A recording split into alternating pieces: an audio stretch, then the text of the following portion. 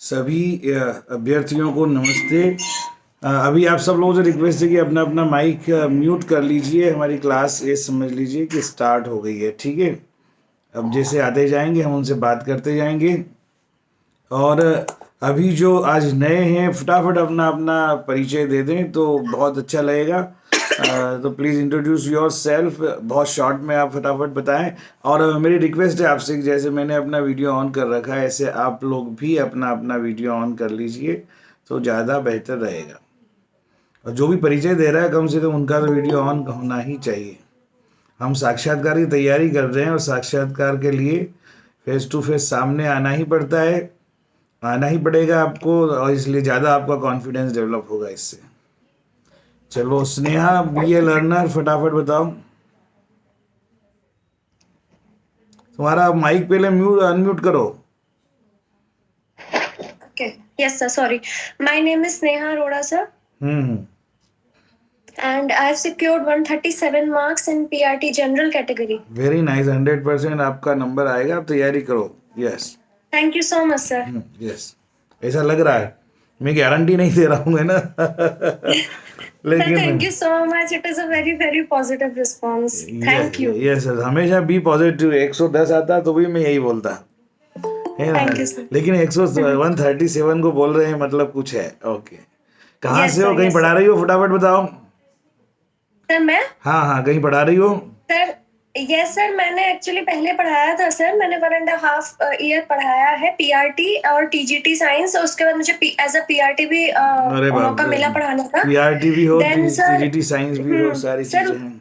जी अच्छा अच्छा, आप सर, लोगों पहले में से टीजीटी एक सेकंड आप लोगों में से कोई जो मैंने वीडियो लिंक दी थी वो देखिए, उसमें कुछ आ रहा भी है कि नहीं आ रहा है ना। वो लाइव हुई है या नहीं हुई है, कुछ लोग देख के बता सकते हैं। ओके स्नेहा, बीच यस बीच सर। में बीच बीच में बेटा बात करेंगे तुमसे, है ना। तो जी जी सर, है ना। श्योर। हाँ यस सर। यस यस, और कोई एक बार अपना परिचय खुद ही देना चाहता हो बढ़िया से एकदम लाइव आके तो जल्दी से दीजिए। उसके बाद हम आगे अपना केवल 2 मिनट के इसके बाद आगे बढ़ेंगे और परिचय वगैरह बीच में लेते रहेंगे, ठीक है ना। Yes yes sir. Yes yes. नमस्ते सर। हाँ जी मैं सुरभि श्रीवास्तव हाँ हाँ। फतेहपुर उत्तर प्रदेश से हूँ। मैं इस समय फतेहपुर के एक children public senior secondary school CBSE का है, उसमें पीजीटी टीचर हूँ। हिंदी लैंग्वेज, हिंदी साहित्य पढ़ाती हूँ। बहुत बढ़िया बहुत और मैंने टीजीटी का एग्जाम दिया संस्कृत से। मेरे 121 नंबर है, 121। तो क्या मेरा साक्षात्कार की तैयारी करना ठीक है? साक्षात्कार की तैयारी करना कभी भी खराब नहीं होता। आप जो भी तैयारी करते हैं उससे अब आने वाले कल के लिए अपने आप को बेहतर बनाते हैं, है ना। और ऐसे में बिना इंटरव्यू के भी, बिना एग्जाम दिए भी मैं कई बार साक्षात्कार की तैयारी में भाग लेता रहा हूँ। उससे हमें जो मजा आता है वो एक अलग ही बात है। चलिए ठीक है ओके, धन्यवाद सर।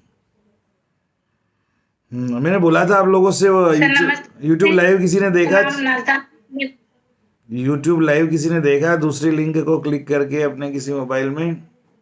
यस सर, मैंने देखा है, लाइव हो रहा है sir. Okay okay, very nice. चलो अच्छा, आप एक काम करो, अब हम बीच बीच में अपना परिचय लेते रहेंगे या लास्ट में लेंगे, नहीं तो लोग जो वीडियो देखते हैं ना तो बोलते हैं कि ये तो आधा घंटा बेचारा परिचय ही लेता रहता है, इससे अच्छा है कि लेफ्ट हो जाओ, या इसमें कोई दम नहीं है ना। चलो ठीक है, बहुत बढ़िया। हम लोगों ने कल यानी हमारी पहली क्लास में जो चर्चा आप लोगों से की थी, उस चर्चा में हमने बहुत ही सेंसिटिव बातें रखी थी कि इंटरव्यू देने से भी ज़्यादा इंटरव्यू सेंटर तक पहुंचने के पहले और कॉल लेटर आने के बाद इस बीच जो हमारी मानसिकता, हमारी तैयारी, हमारी प्रिपरेशन, बहुत सारी चीज़ें होनी चाहिए। उसमें हमने वेशभूषा से लेके बहुत सारी बात करी थी और हम पहुंच गए थे इंटरव्यू देने, है ना। और हमारा नंबर लगा हुआ था और हमने ये भी देखा था कि जो इंटरव्यू दे कर के बाहर आ रहे थे वो तरह तरह की बातें कर रहे थे। कुछ लोग बड़े खुश थे, कुछ बड़े उदास थे और कुछ बहुत शेखियाँ बगा रहे थे कि मेरा तो इंटरव्यू बहुत ही बढ़िया गया है।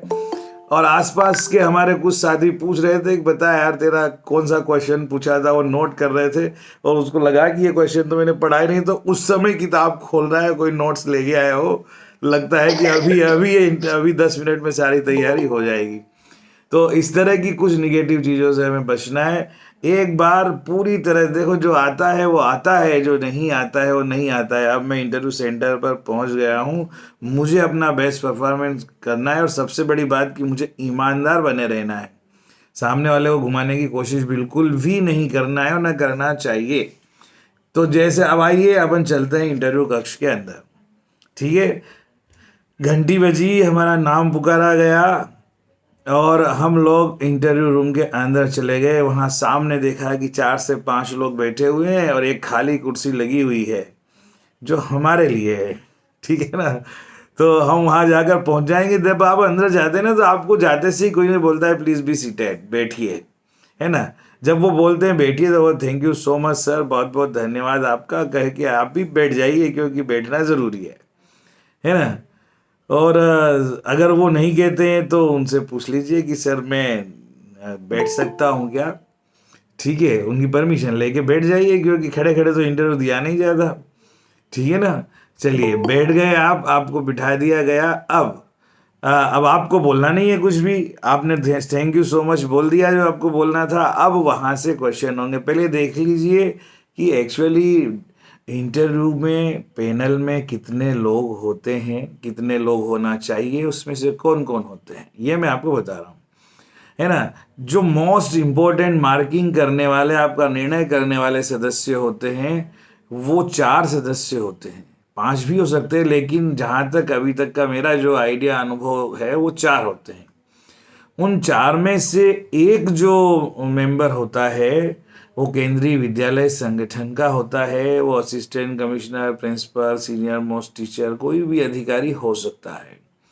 वो अधिकारी उस चारों लोगों के पैनल का जो होता है मेंबर सेक्रेटरी होता है।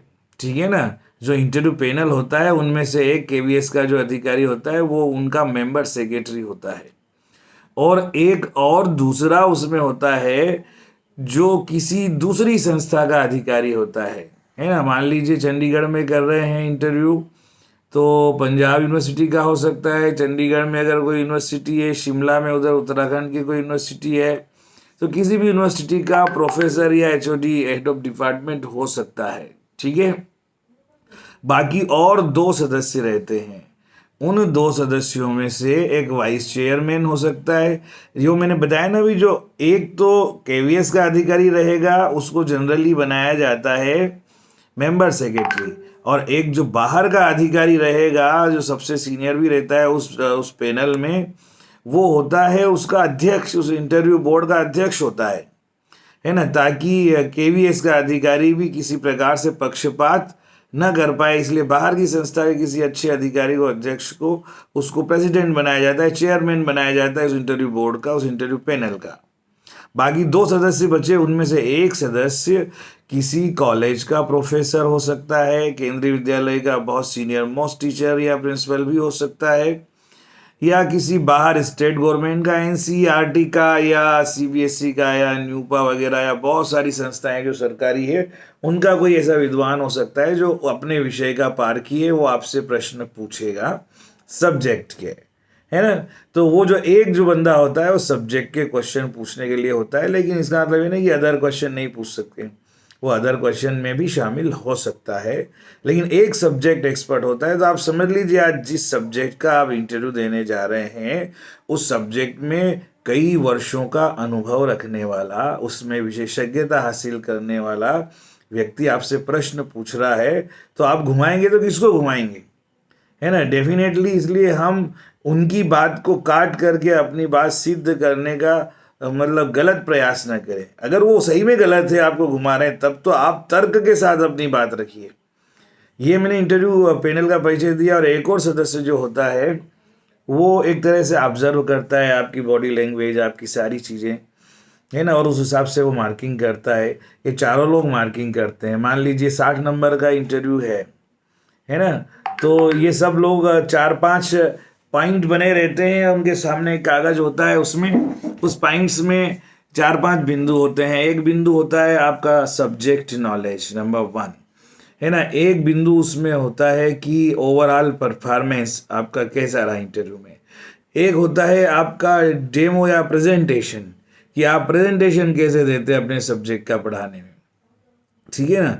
और एक होता है बाइलिंगुअल कॉम्पिटेंसी या कम्युनिकेशन स्किल, इस पे बहुत ध्यान दिया जाता है। और जो डेमो या प्रेजेंटेशन होता है उसमें वो आपका यूज़ ऑफ आईसीटी भी जानते हैं कि आप डिजिटली कितने साउंड है ना। कि आज जो टेक्निकल जो चीज़ें चल गई है, जैसे यूट्यूब है, जैसे ऑनलाइन क्लास लेना है, गूगल मीट लेना है, तो अभी ये कंपलसरी हो गया है आफ्टर कोरोना टाइम्स कि आप इसमें कितना क्या जानते हैं, आपने क्या इस बारे में काम किया है ना। तो ये आपसे वो ये पूछ सकते हैं। तो इस तरह के जो 4-5 पॉइंट्स बने रहते हैं, तो वो या तो 10-10 नंबर के 5 होंगे तो 50 नंबर का हो जाएगा, 15-15 के 4 होंगे तो 60 मार्क्स का हो जाएगा। तो टोटल चारों सदस्य अपने अपने उसमें आपकी मार्किंग करते हैं, और चारों की मार्किंग डिफरेंट हो सकती है, ठीक है। और सब अपनी मार्किंग करके जो मान लो उन्होंने आज 15 लोगों का इंटरव्यू लिया तो उन सब का टोटल कर लेते हैं, और टोटल करने के बाद में चारों लोगों का जो टोटल है वो टोटल मिलाया जाता है। चारों का टोटल डिफरेंट हो सकता है, तो वो जितने भी होंगे उस हिसाब से मेरिट लिस्ट बनती है, ठीक है ना। और ये मेरिट लिस्ट है, अब आप ले रहे हो, आप मान लो कलकत्ता में इंटरव्यू दे रहे हो, आपने वहाँ कलकत्ता में 300 लोग पीआरटी के गए, लखनऊ में भी इंटरव्यू चल रहा है, सब जगह इंटरव्यू चल रहा है ना। और सभी जगह आपकी मार्किंग वगैरह भी चल रही है। और जब सभी जगह आपकी मार्किंग वगैरह चल रही है, तो अब कहाँ से कोई वो होगा, सब जगह के ऐसे ही मार्किंग होकर टोटल हो जाता है। फिर सब ये एक जगह केंद्रीय विद्यालय संगठन हेडक्वार्टर में जाता है, और वहाँ जाकर के या जहाँ पे भी ये कंपाइल होता है वहाँ जाकर के सब लोगों की मेरिट लिस्ट बनती है। आप लोगों के जो रिटर्न टेस्ट के मार्क्स है उसका वेटेज निकाला जाता है, इंटरव्यू का वेटेज निकलेगा, दोनों का टोटल बनने के बाद आपकी ये होगी। इसलिए आप ये बात छोड़ दीजिए कि पैसा चलता है, करप्शन है, ये है वो है, बहुत सारी चीज़ें पता नहीं क्या क्या। कोई अपना पहचान का मिल गया तो क्या कर लेगा, लखनऊ में पहचान का मिल जाएगा, कलकत्ता में और 150 लोग बैठे हैं, है ना। ये 25 रीजन में इंटरव्यू होंगे, करीब 25 जगह पे इंटरव्यू एक साथ चलेंगे, अलग अलग सेंटर लोगों को मिलेगा। इसलिए आप लोग ये बात आपको समझ में आ गई कि इंटरव्यू में लेने वाले कौन होते हैं, समझ में आ गया। कोई आपको डराने नहीं आया है वहाँ पे, ना डराने वाला होता है, ना उसको आपसे कोई मतलब है। उसके कुछ इंस्ट्रक्शन दिए हुए हैं, तो वो अपना अपने कर्तव्य का पालन उसके अकॉर्डिंग करते हैं। चलिए आइए, अब आप इंटरव्यू में तो बैठ ही गए थे, तो मैंने आपका परिचय करवा दिया कि आपके सामने जो 4-5 लोग बैठे हैं ये कौन है। ठीक है, ठीक है। तो आपके सामने जो 4-5 लोग बैठे हैं ये कौन है, ये मैंने आपको परिचय करवा दिया। एक सेकंड, हाँ पीछे गिरा है, पता नहीं क्या गिरा है, देख लो। और मेरे को अभी ये कम से कम आधा 1 घंटा लगेगा। यस, हाँ जी। तो मैं बता रहा था, आपको इंटरव्यू में ले जाके हमने बैठा दिया है, सामने 4 लोग बैठे हैं, वो कौन है आप उनसे अच्छी तरह परिचय हो गए। अब किसी को कुछ इस बारे में डाउट है क्या, कुछ इस बारे में कोई पूछना चाहता है तो बात कर सकते हैं। नहीं, हाँ नहीं तो हम आगे बढ़ें। चलो बाद में बात करेंगे। मेरी आवाज़ तो आ रही है ना सबको? यस। अब देखिए ये, हाँ, ये अब आपके सामने जो 4 लोग हैं वो बता दिए, उनमें से एक ही बंदा रहता है केंद्रीय विद्यालय का, 3 बाहर के रहते हैं, हमेशा ये ध्यान रखिए आप। अब अगला जो है वो आपसे अपना इंट्रोडक्शन पूछेंगे, है ना। सबसे पहला प्रश्न होता है, उनको मालूम है आपका नाम क्या है, फिर भी वो आपसे पूछेंगे चलो अब अपना नाम बताइए, अपने बारे में कुछ बताइए, है ना। Tell something about yourself, क्या करते हैं, कहाँ से आए हैं, है ना। और आप अपने बारे में कुछ बोलिए। ये प्रश्न क्यों किया जाता है, वो बड़े फेमिलियर माहौल में ऐसा बोलते हैं ताकि सामने वाला व्यक्ति, हर कोई व्यक्ति पहले अपने बारे में बताना में मज़ा आता है उसे, और अपने बारे में कुछ बताने में उसे कंफर्ट फील होता है। तो आप थोड़ा नॉर्मलाइज हो जाएं, आप लोग थोड़ा सा कंफर्टेबल फील करें, है ना। इसलिए पहला ये ऐसा क्वेश्चन होता है कि जिसका आंसर हर किसी को होता है, हर कुछ ना कुछ अपने हिसाब से बोलना चाहता है। इसलिए पहले ही भाई पहले प्रश्न का उत्तर तो आ ही गया उसको, इसलिए आपसे पहला वो प्रश्न पूछा जाएगा जिसका उत्तर आप स्वयं जानते हैं, लेकिन अब उसका तरीका क्या है, आप उत्तर कैसे देते हैं, इस पर डिपेंड करता है, ठीक है ना। रेखा डिस्टरबेंस हो रहा है यार, पानी से तो ये लगा दे, पानी वानी मत भरो, कुछ भी हो, ये ठीक से लगाओ, डिस्टर्ब हो रहा है बहुत ज़्यादा। चलिए, यस, हाँ, मैं आगे बताने वाला था आपको कि आप बैठ गए, आपसे पहला प्रश्न पूछ लिया। अब इस पहले प्रश्न का जवाब लोग अपने अपने हिसाब से देते हैं, तो एक्चुअल में इसका जवाब क्या होना चाहिए, कैसे देना चाहिए, ये देने की जो कला है, इस प्रश्न का जवाब आप जैसे देंगे उस पर पहला इंप्रेशन पड़ेगा सामने वाले इंटरव्यू बोर्ड पर, है ना। अब कुछ लोग बेचारे अलग अलग तरह से जाते हैं। अब मैं आप लोगों में से ही पूछता हूँ कि आप लोगों में से जो आज लोग नए आए हैं वो बताएं कि आप इस पहले प्रश्न का जवाब कैसे देंगे, कि इंट्रोड्यूस योरसेल्फ, या अपने बारे में कुछ बताइए, है ना। चलिए बताइए, पूजा वर्मा जी आप क्या बताएंगी?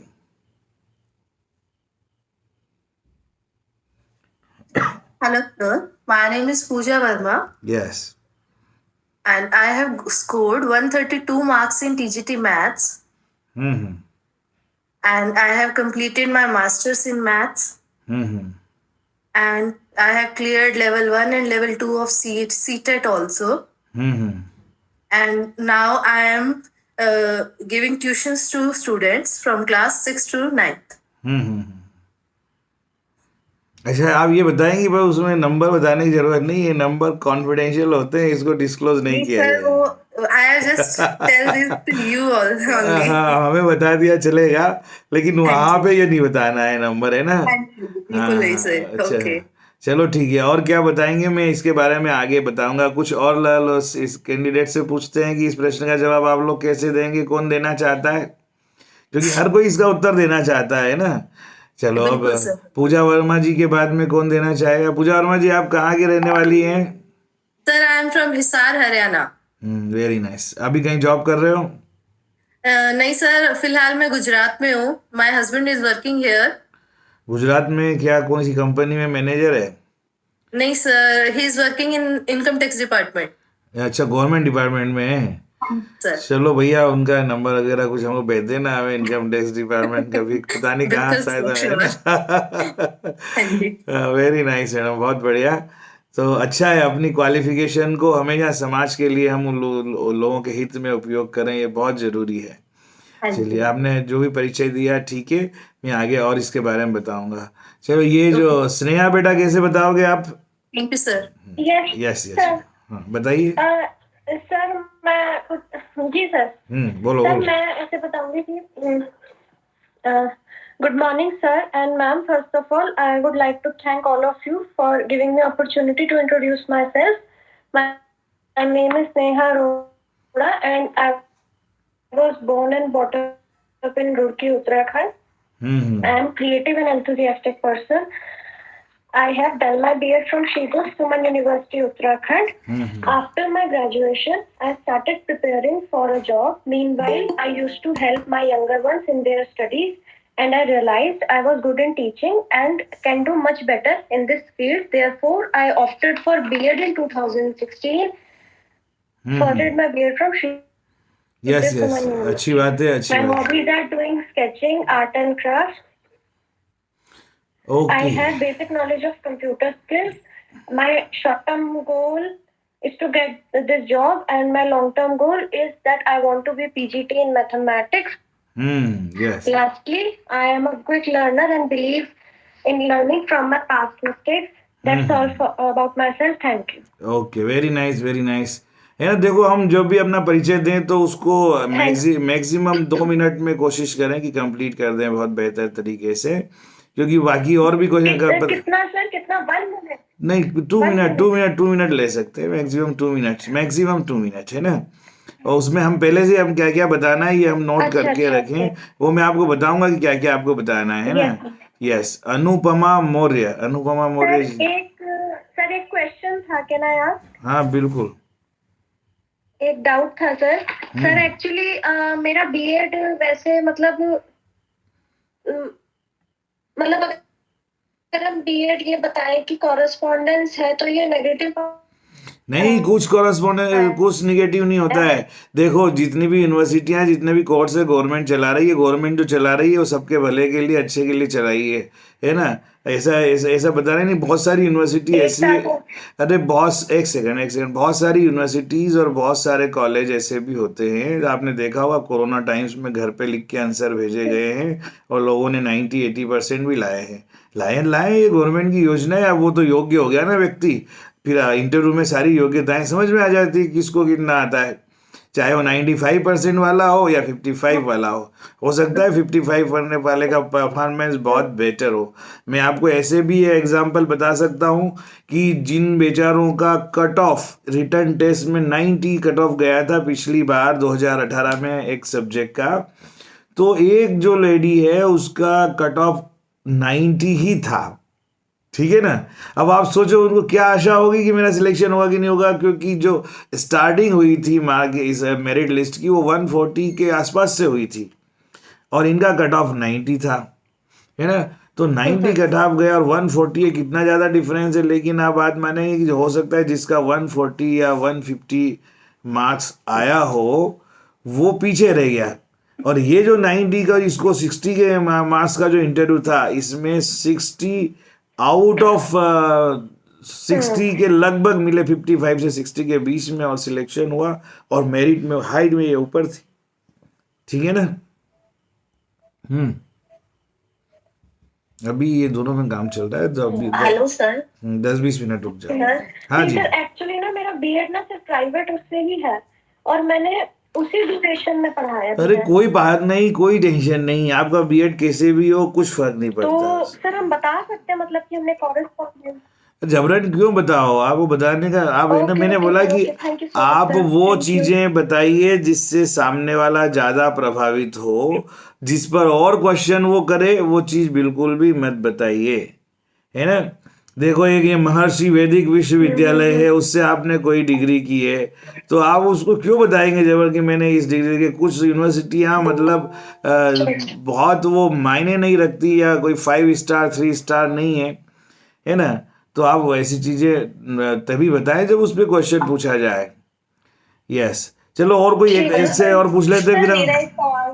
मेरा एक सवाल है आपसे। हाँ, अब आपका सवाल और जवाब की चर्चा हम थोड़ा लास्ट में रख लेंगे। मैं ये चाह रहा था कि ये जो पहला इंट्रोडक्शन वाला सेशन है, इसमें कोई, इसी से रिलेटेड मुझे कुछ पूछना था हाँ तो आपसे। हाँ चलो पूछ लो, लेकिन मैं ये चाह रहा हूँ कि जो अपनी इच्छा से बताना चाह रहा है अपना इंट्रोडक्शन कैसे देगा, उसे थोड़ा मौका मैं ज्यादा मिले। टाइम नहीं लूंगी। चलो आप ही दे दो, जब फिर उसके बाद आपका क्वेश्चन। या शुरुचि मैडम, आप अपना। इसी से मुझे शुरू करना था सर। मैं यही पूछना चाह रही थी कि जैसे मैं हिंदी से हूँ, टीजीटी पीजीटी हिंदी, तो मतलब जैसे सुबह का समय है, हम जा रहे हैं इंटरव्यू देने, तो हम सुप्रभात बोलेंगे, गुड मॉर्निंग सर। सर इसी को लेकर थोड़ा सा है कि कैसे अरे मतलब कुछ इंग्लिश में नहीं, या कुछ नहीं, कोई टेंशन लेने की जरूरत नहीं। आप पहले अपना, है ना, माइक ऑन कीजिए। माइक नहीं, माइक तो ऑन ही है। आप अपना जो क्या बोलते हैं, ये जो आपका जो है ना वीडियो ऑन कीजिए। जी यस। सर, जी। हाँ, तो आपको आपको सब बोलना है। अगर आप सुप्रभात बोलना चाहें तो सुप्रभात बोलिए, और आप उसको, चूंकि 12 बज गई है, और शुभ अपराह्न बोलना है तो शुभ अपराह्न बोलिए, है ना। जी सर। ठीक है ना। और आप उनको और संस्कृत में बोलना चाहें तो वो भी बोल दीजिए, कोई फर्क नहीं पड़ता। अच्छा, उनको समझ में आए नहीं आए, है ना। और गुड मॉर्निंग भी बोलना चाहते हैं तो भी कोई प्रॉब्लम नहीं, है ना। तो लेकिन वही मैं पूछ रही थी सर, मिक्स करके बोले तो मिक्स कोई मत दिक्कत करो, नहीं या है, तो गुड हिंदी मॉर्निंग में सर। बोलो या इंग्लिश में बोलो, जो भी बोलो शुद्ध बोलो, मिक्सिंग नहीं होना चाहिए। ठीक है ना। हाँ, वही मैं बिल्कुल बिल्कुल मिक्सिंग नहीं। कभी कभी बोले सर नमस्कार सर, गुड मॉर्निंग सर, सुप्रभात सर, तीनों एक साथ बोल देते, है ना। फिर वो इस पे क्वेश्चन कर लेंगे, है ना। देखो, हम या तो हिंदी में बोले या इंग्लिश में बोले, और जब वो इंग्लिश में आग्रह करे बोलने का तब हम इंग्लिश में बोलने का प्रयास करें, और वो आग्रह नहीं करते हैं तो कोई बात नहीं। लेकिन जनरली जो लोग सब्जेक्ट के लिए हिंदी के लिए जाते हैं ना, उनसे हिंदी में ही बात की जाती है। और वो लोग जो, जैसे हम सुप्रभात जानते हैं, ऐसे वो भी सुप्रभात जानते हैं, और बहुत अच्छी तरह जानते हैं, है ना।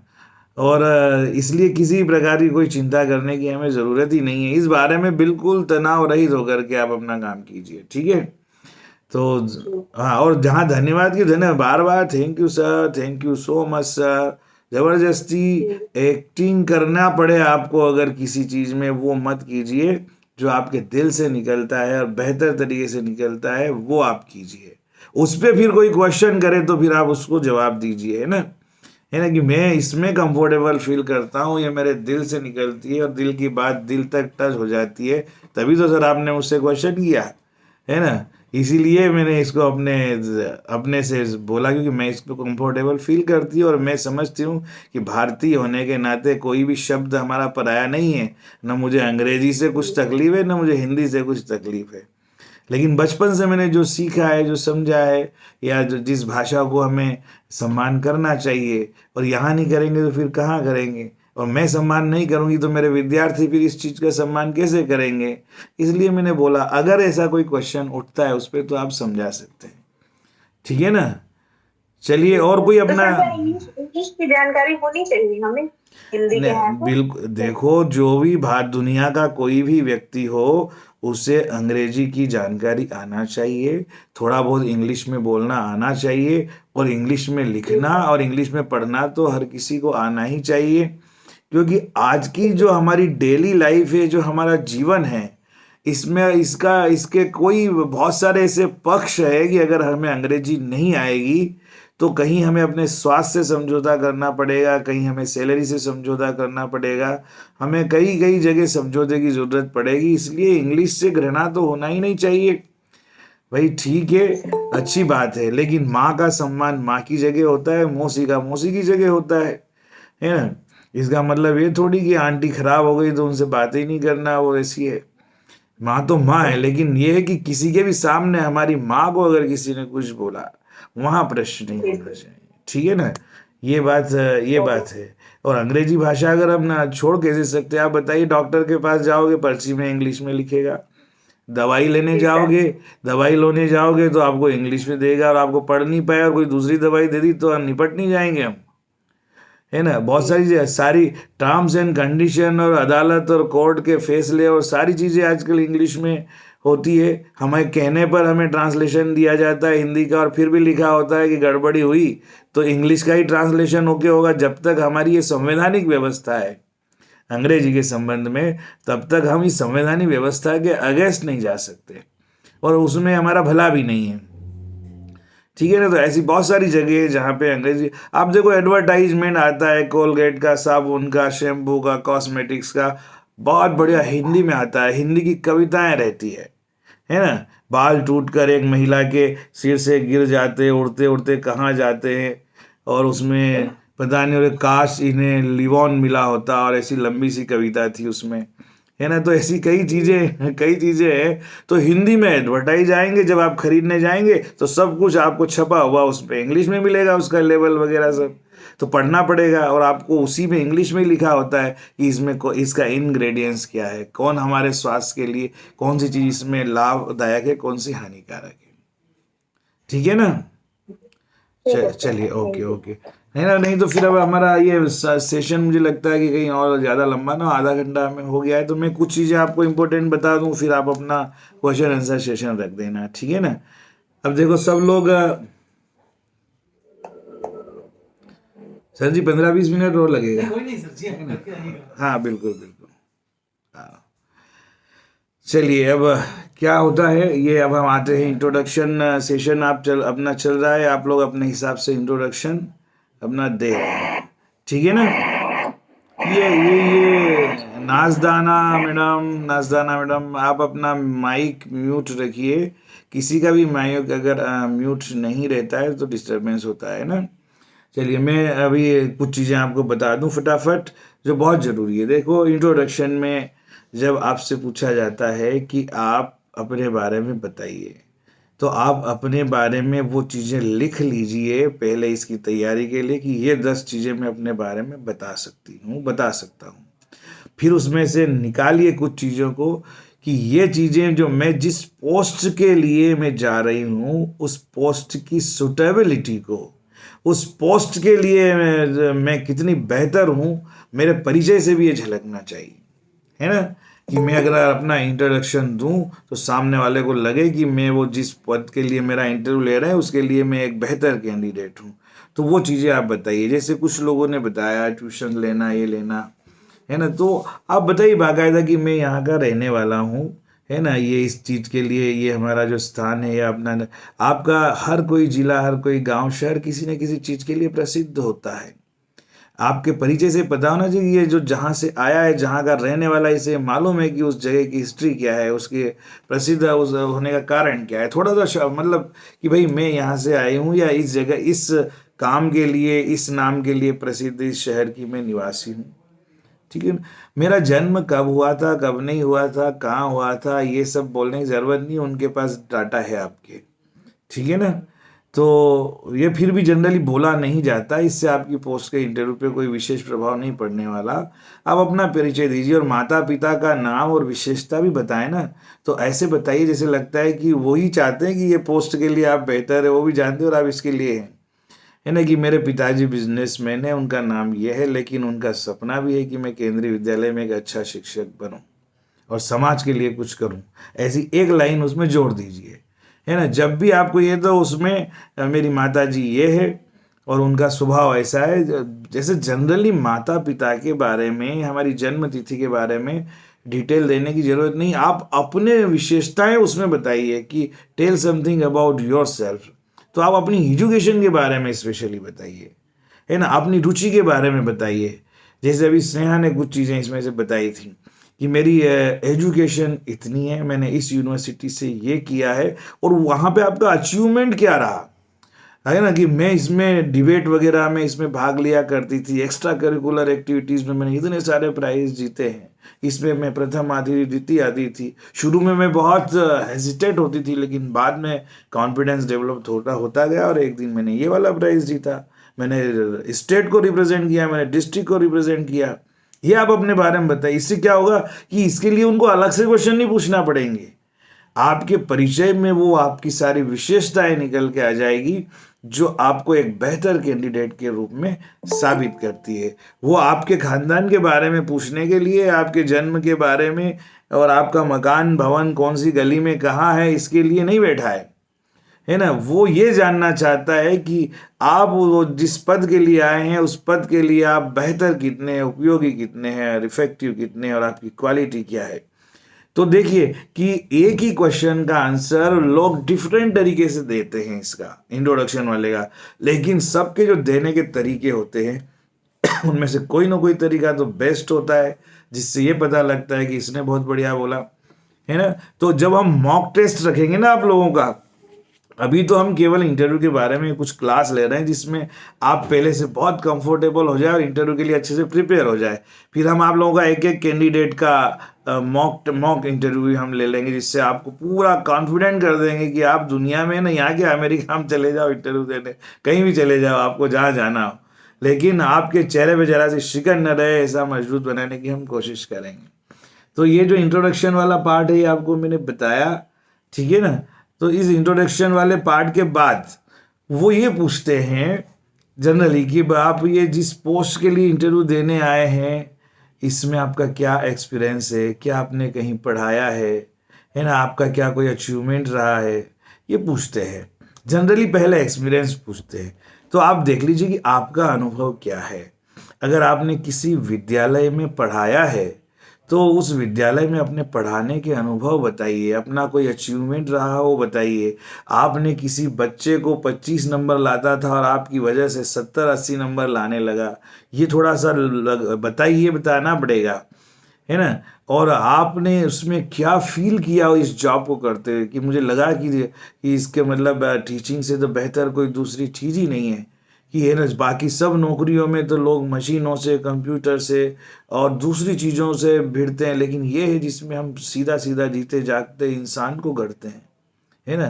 कि एक डॉक्टर किसी व्यक्ति के लिए भगवान बन जाता है जब उसके वो शरीर का कोई स्वास्थ्य के लिए होता है, लेकिन हम तो उस व्यक्ति को, इंसान को चरित्रवान इंसान बनाने के लिए हम काम कर रहे हैं। तो हमारा जो संबंध जो है बहुत ही, और हम कई लोगों की जिंदगियों के साथ डायरेक्टली कनेक्ट होते हैं। और अगर हमारा बिलोंगिंगनेस और हमारी जो इन लोगों के साथ जो जुड़ाव और लगाव अगर होता है, तो इससे ज़्यादा सुकून और कहीं नहीं मिलता। है ना। ये बात अलग है कि भाई ये सब चीज़ें नौकरी में ज्वाइन करने के बाद सब बदल जाती है, लोग अलग तरीके से प्रेजेंट करते हैं अपने आप को, लेकिन असलियत तो यही है। जो लोग दिल से इस जॉब को करते हैं ना, मैं समझता हूँ उनसे ज़्यादा दुनिया का कोई सुखी इंसान है ही नहीं। चलिए ठीक है, तो ये वो एक्सपीरियंस के बारे में पूछेंगे, लेकिन कभी कभी क्या होता है कि आपका एक्सपीरियंस नहीं है, अब क्या बताएं। तो आपको आप उस तरीके से प्रेजेंट कीजिए जिससे लगे, है ना, कि आप बताइए उनको, अगर आपका एक्सपीरियंस नहीं, कि मेरा इसमें संस्थागत एक्सपीरियंस नहीं है कि किसी इंस्टीट्यूशन में मैंने कंटिन्यू पढ़ाया है, लेकिन मेरा इसका जो एक्सपीरियंस है बच्चों का मार्गदर्शन करने का, मैंने अपने आस पड़ोसी के रिलेटिव्स के बच्चों का मार्गदर्शन किया।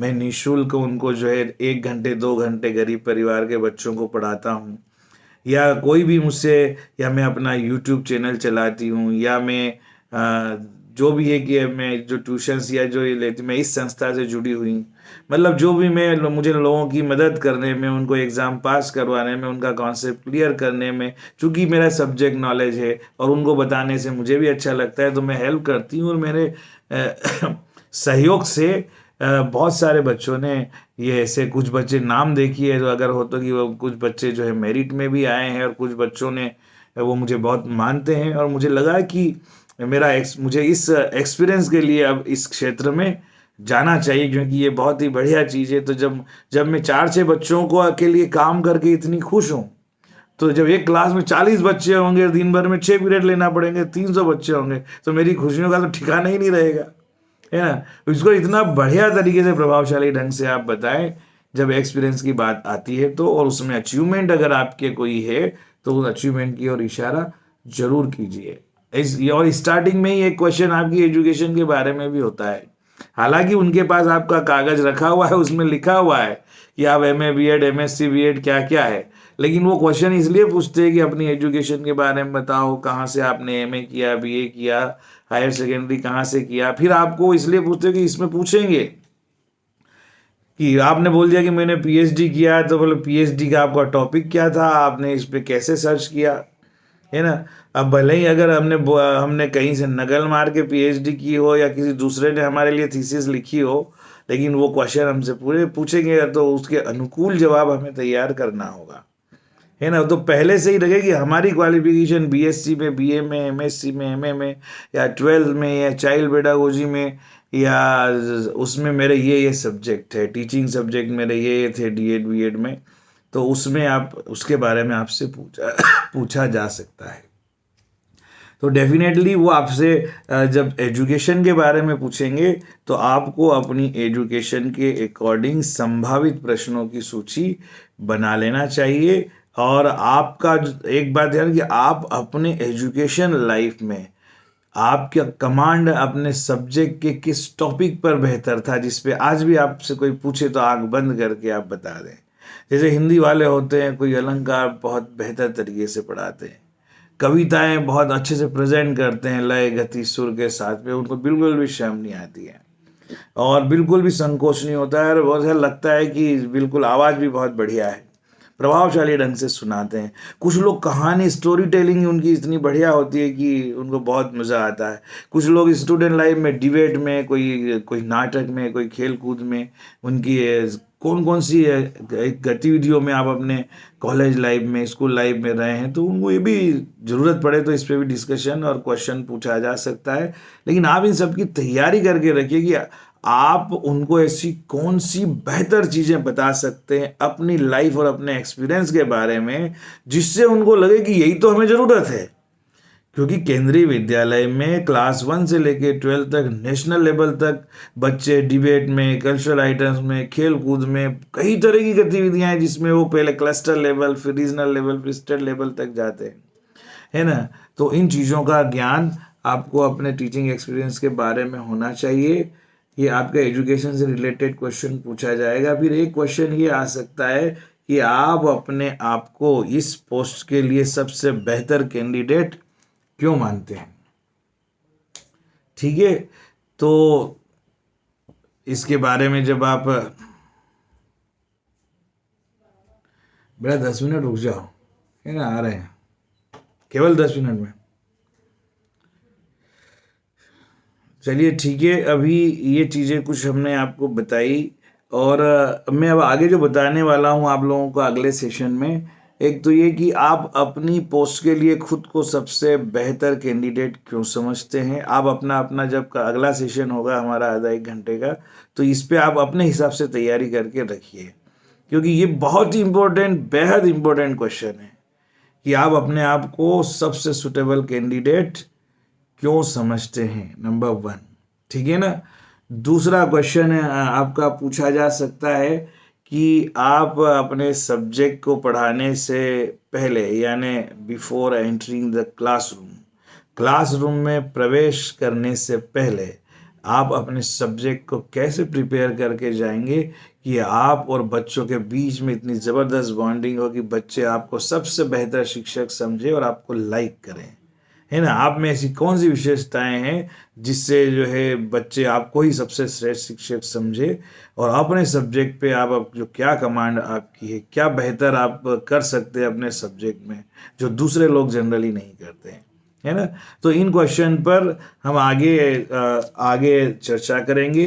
अभी एक्चुअल में मुझे कहीं फिर एक मेहमान आए हुए हैं और टाइम दिया हुआ था, तो मैंने बताया भी था कि 9:30 तक हमारी क्लास चलेगी, 8 साढ़े 8 बजे से स्टार्ट करेंगे, तो है ना।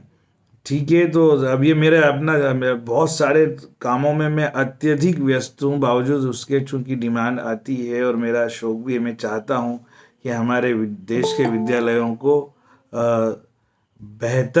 हमारे देश के विद्यालयों को बेहतर शिक्षक मिले, डेडिकेटेड समर्पित शिक्षक मिले।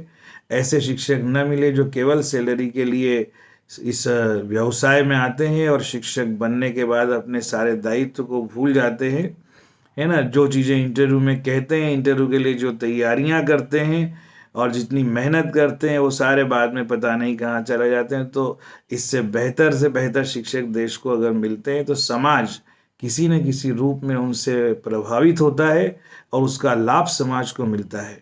इसीलिए कहा जाता है नहीं कि ये एक नौकरी नहीं है, ये एक प्रोफेशन नहीं है, teaching is a social responsibility.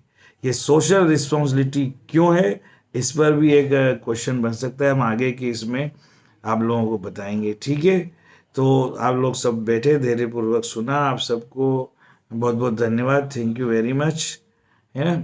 Live stream को हम यहीं रोकते हैं। सर, हाँ जी, हेलो सर। बोलिए बोलिए। सर नमस्ते, सरोज बोल रही हूँ। सर मेरा रिस्पॉन्स शीट डाउनलोड नहीं हुआ है, तो मुझे मार्क्स नहीं पता चले। चल जाएंगे, नहीं हुआ है तो हो जाएगा, आप किसी की मदद लीजिए, मैं इसके बारे में, और आप प्रयास कीजिए, बार बार ट्राई कीजिए। जिन्होंने रिस्पांस नहीं, हमारे ग्रुप में बहुत सारे ऐसे विद्वान हैं, सर उनको उसमें ऐसा तो नहीं होता कि टाइम दिया रहता है कि उसी टाइम पे करना है? नहीं, टाइम वाइम तो रहता है, इसका सब कुछ रहता है, लेकिन आप अपने ग्रुप में जिन लोगों ने आजकल में डाउनलोड किया है, आप उनसे चर्चा कर सकते हैं, ठीक है सर। ना। फिर कोई ना कोई सॉल्यूशन जी निकलेगा। ठीक है, जी sir. Okay, thank you very धन्यवाद। मच। हाँ जी, जी थैंक यू सर। हाँ।